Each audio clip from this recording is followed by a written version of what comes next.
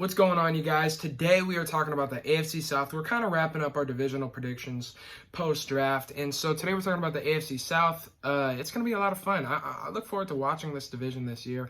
I think there's a surprise team that not everyone sees taking the division. And I can't wait to watch it because just watching other divisions like this, where all the teams are pretty similar levels of talent, except for, of course, Jacksonville. It's fun to watch and not have a horse in the race, if you will. As always, like, comment, and subscribe in this video. Let me know what you guys think about the AFC South this year. How do you think it stacks up towards the start of the season, whenever that may be? And let me know in the comment section below. Let's start bottom to top. So at the bottom, obviously I have the Jacksonville Jaguars. I have them winning 3 games this year, 3-13, I think the record is. I actually really like their draft. They added C.J. Henderson, Clavon Chason, who are 2 guys that are going to come in and instantly impact their defense. And then they added Laviska Shenault Jr. out of Colorado, who's a really good wide receiver. He's got a bit of tread on his tires, but he's still going to have plenty of room in the NFL to play and earn his money. I really like these draft prospects for Jacksonville. But the problem is I didn't like the free agency, and I haven't liked it for many years. They traded away so much talent. Guys are tired just because the locker room and everything, and they just wanted a break from football for a year or whatever. And I understand that, but that's not happening all the way around the NFL. It's happening in some bad locker rooms. Happened in Buffalo a couple of years back. Happened in Jacksonville a couple of years back. And so I think it says a lot about their locker room. I think they're tanking for Trevor. Jacksonville goes 3-13 in my book. Third in the division, this might surprise you a little bit. I have Houston dropping off. I have them going 8-8. That'll put them at third. I'm unimpressed in free agency. They swapped out one really big piece. They swapped out a queen for a bunch of pawns, if you will, chess metaphors. And so while you do have more pieces on your side, they're not as good and they're not as effective. You got rid of DeAndre Hopkins, brought in David Johnson, Brandon Cooks. You traded for 3 running backs in the past calendar year. And then you look at what they did defensively, losing DJ Reader, losing some people along the defensive side of the football. Same thing they did losing Jadeveon Clowney last year and bringing in Barkevious Mingo and Jacob Martin. What are you doing? Just getting rid of all your best pieces and turning them into worse pieces. And Randall Cobb and all these guys, just so many questionable moves. Until Bill O'Brien's gone, this franchise is not going anywhere.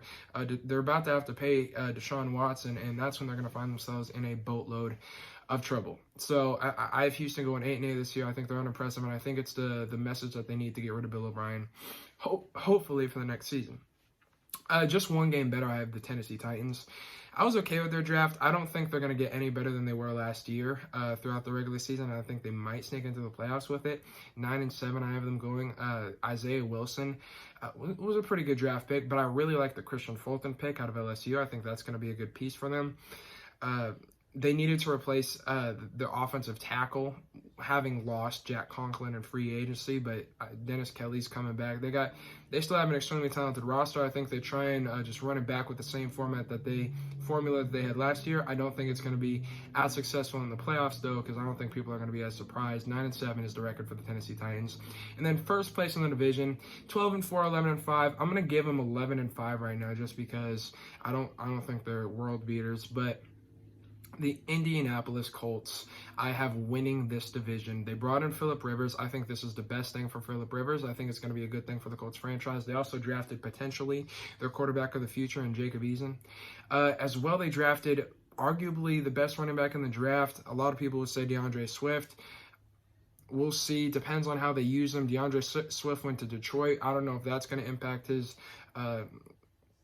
stature amongst the league's best running backs. I look at Jonathan Taylor, and you see the offensive line that he's behind, and you see the quarterback that he's playing for, and you see the talent around the outside. They brought in Michael Pittman Jr. as well. I think Jonathan Taylor is set up to potentially be Offensive Rookie of the Year. He'll be in the conversation, I believe, just because of the situation, and that's going to be really good for Indianapolis. They have one of the best offensive lines. Their defense got better. They added Xavier Rhodes. They brought in DeForest Buckner. This team looks really good this year. I have them going 11-5. I wouldn't be surprised if they go 12-4. I think they win the AFC South, and they take the crown this year of the South for Indianapolis, the home that Peyton built. So once again, 4th to 1st, I have the Jacksonville Jaguars 3-13. Houston goes 8-8. Tennessee 9-7. I'm so close to putting Tennessee 8-8, but I'm giving them 9-7 for now. And then Indianapolis goes 11-5. As always, like, comment, and subscribe on this video. Let me know what you guys think about this division, how you think it stacks up. As always, go Hawks.